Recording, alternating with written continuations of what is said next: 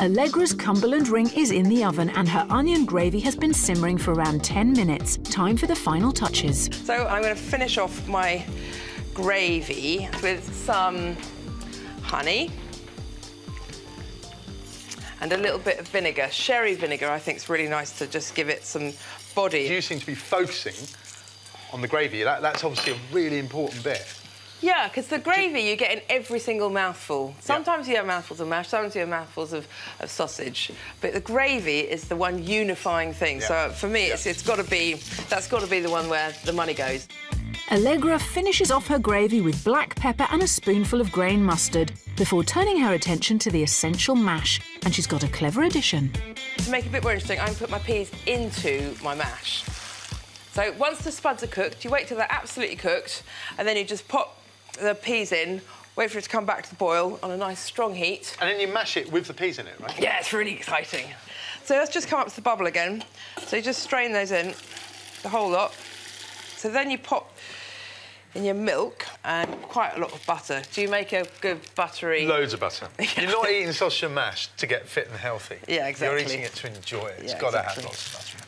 I'll leave one behind just to show that I didn't use all of it. A bit of restraint. Yeah, and some salt and pepper. And I'm just going to melt the butter. And this really is the key to a good mash for me, is that you've got to melt the butter into the dairy, into the milk or cream first. Okay. Then you put the spuds in, and then you mash it. And that way you get a really nice, smooth, creamy mash. Allegra adds a good grinding of black pepper to the milk and butter before tipping in the spuds and peas and giving them a good mashing. Finally, she adds a generous handful of parmesan.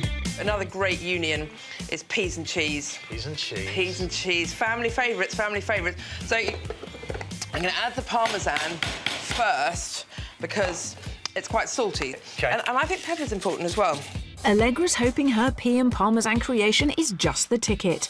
What does Paul have up his sleeve to elevate humble mash? So I've got potato here that's already been mashed, lots of butter, finely shredded spring onions. Not too fine, because I think it's quite important that you get a crunch of raw onion in with this. Yeah, I agree. Not too broken down. There we go. In it goes.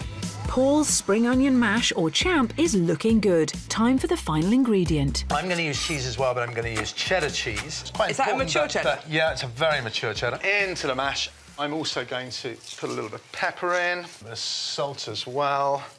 I'm just going to work that together. And that mash is really nice and hot.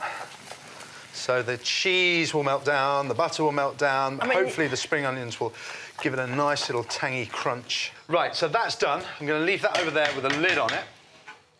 All right, next thing I'm going to make is the gravy.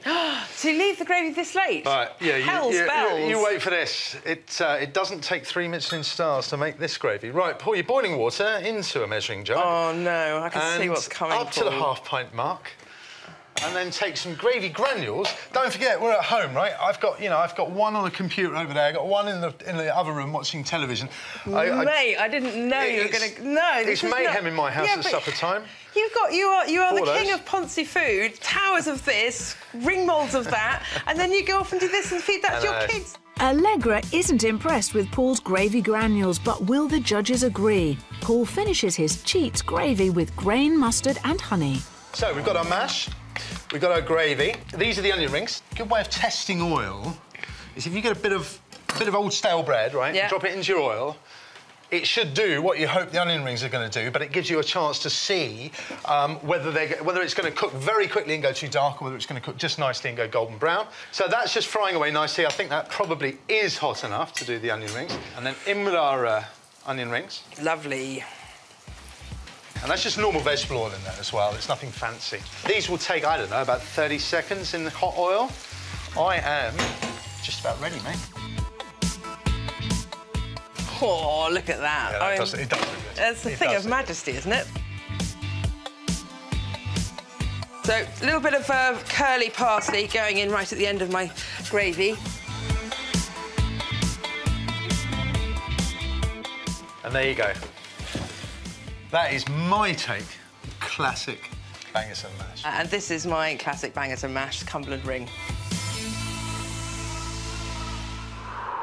Time for Paul and Allegra to find out which classic bangers and mash is perfect. Thank you very much. All right, so I'll do this one. Oh, yeah. Go ahead. OK. Two pretty cool sausage and mash versions, I reckon. Yeah, I'd OK, it's a 2-1 victory. Right. Prediction? Well, you've got to go with yourself, haven't you? Nah, follow the smile. Really? Sausages, cheesy champ and grain mustard gravy. 2, Cumberland Ring 1, mate. It was close. I tasted that gravy. It was pretty good. Travesty. What has gone wrong with our world? The judges enjoyed both dishes, but they were looking for a super tasty mash, and for them, Paul's cheesy champ just had the edge when it came to flavour. For perfect bangers and mash, caramelise good quality sausages on the hob before transferring to the oven to ensure a lovely golden colour. For mash that really packs a punch, add grated cheddar cheese and spring onions. And to save on time, jazz up gravy granules with honey and mustard.